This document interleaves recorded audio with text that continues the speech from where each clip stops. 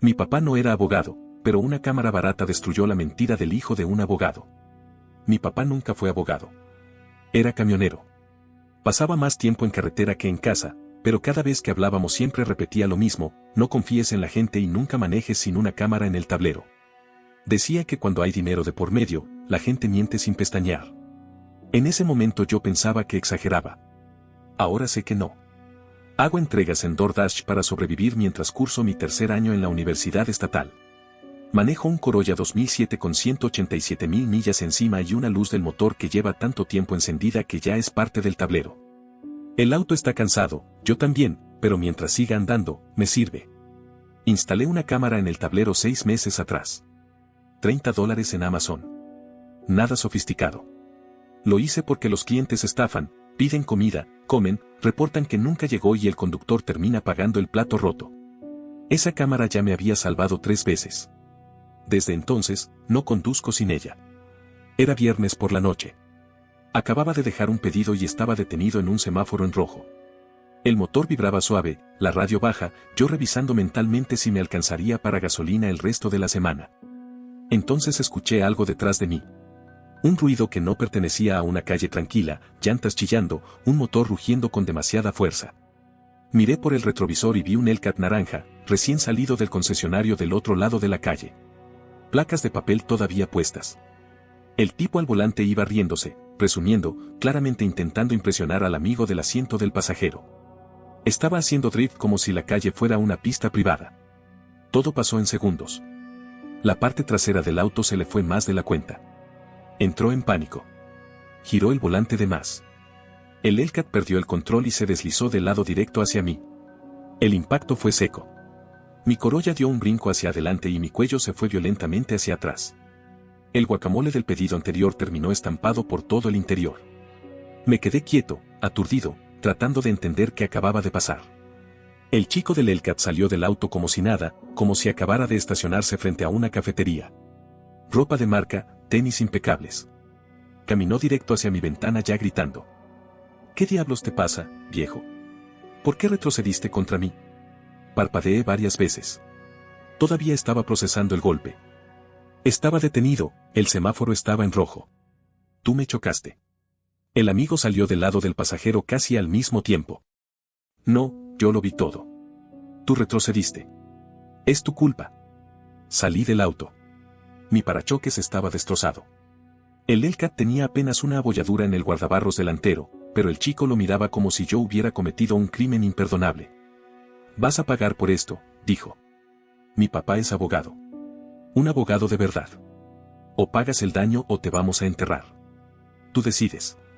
Intenté explicar otra vez, con la voz temblándome más de rabia que de miedo, pero levantó la mano. Ahorra el discurso. La policía ya viene. 10 minutos después llegaron. Y fue como ver a otra persona. De pronto Sebastián cojeaba, se sujetaba el cuello, hacía muecas de dolor. Luis dio su versión con absoluta seguridad, que yo había retrocedido sin motivo contra el Hellcat. Cuando me tocó hablar, dije la verdad.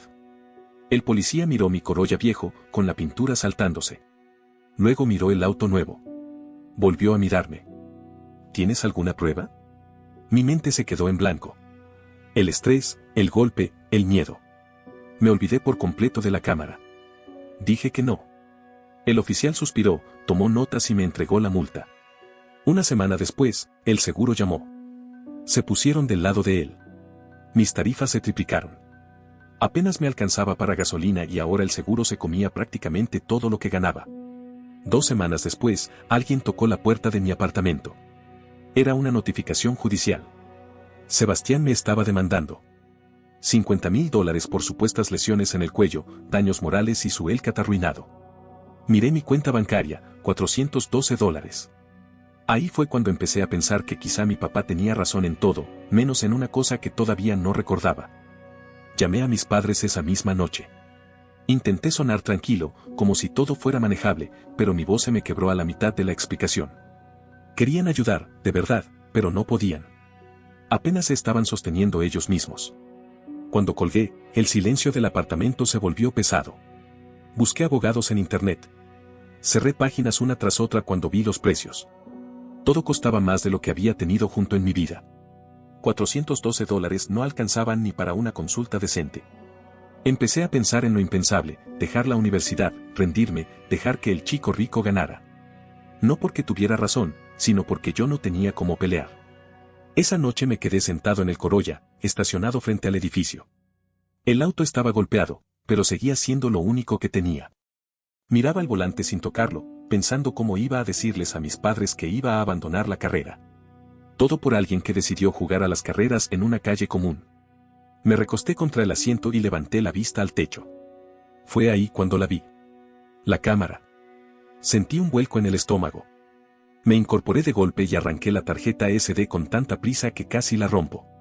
Subí corriendo las escaleras, entré al apartamento sin saludar a Mateo y metí la tarjeta en la laptop con las manos temblando. Le di play. 30 segundos. Eso fue todo lo que necesitó para cambiarlo todo. Mi auto completamente detenido. El semáforo claramente en rojo. El Hellcat perdiendo el control mientras Sebastián se reía, esa sonrisa estúpida congelada justo antes del impacto. El sonido del golpe quedó grabado con una claridad brutal. Reproduje el video una y otra vez. No podía creerlo. Empecé a reírme, primero despacio, luego sin control. Mateo me miraba desde el sillón como si hubiera perdido la cabeza.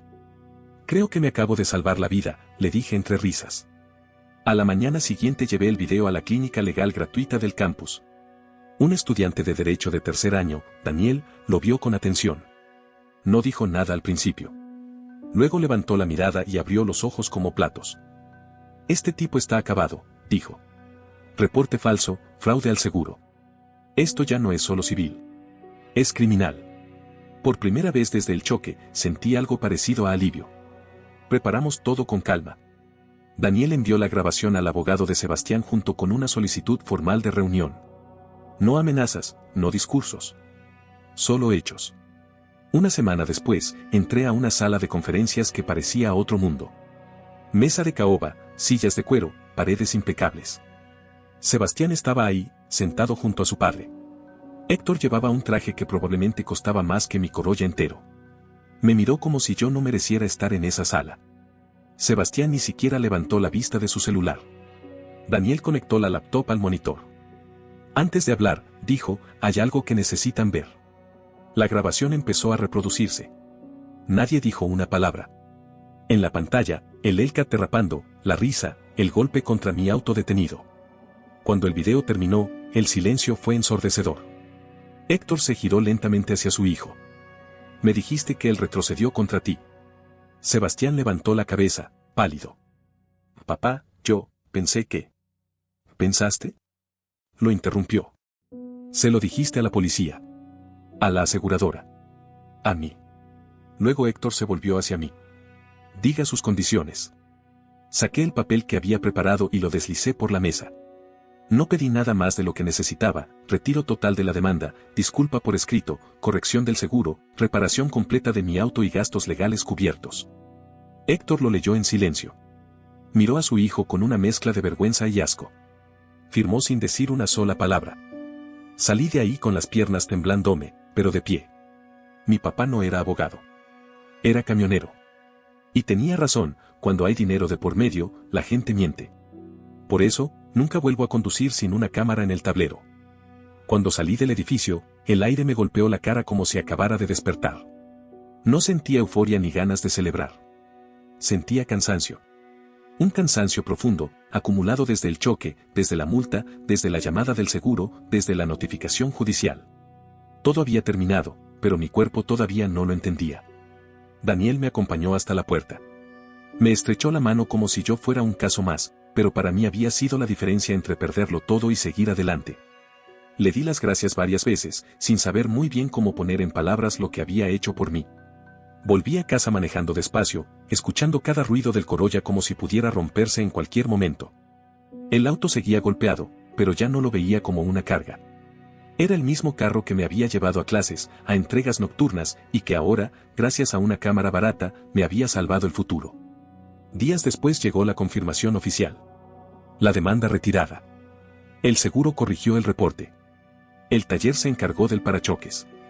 Incluso recibí la disculpa por escrito, fría y breve, pero suficiente. Sebastián no volvió a aparecer en mi vida. Una noche llamé a mi papá. No le conté cada detalle legal, solo lo esencial. Hubo un silencio al otro lado de la línea y luego su risa baja, esa que usaba cuando sentía que la vida le daba la razón. ¿Ves? Me dijo. La gente miente. Pero la carretera siempre dice la verdad. Colgué y me quedé mirando la cámara del tablero. Seguía ahí, pequeña, discreta, como si no hubiera hecho nada extraordinario. $30. Un hábito. Una advertencia que casi olvido. Mi papá no era abogado. El suyo sí. Y aún así, al final, la verdad fue la que ganó. No olvides dejar tu opinión en los comentarios, dejar tu like y compartir este video.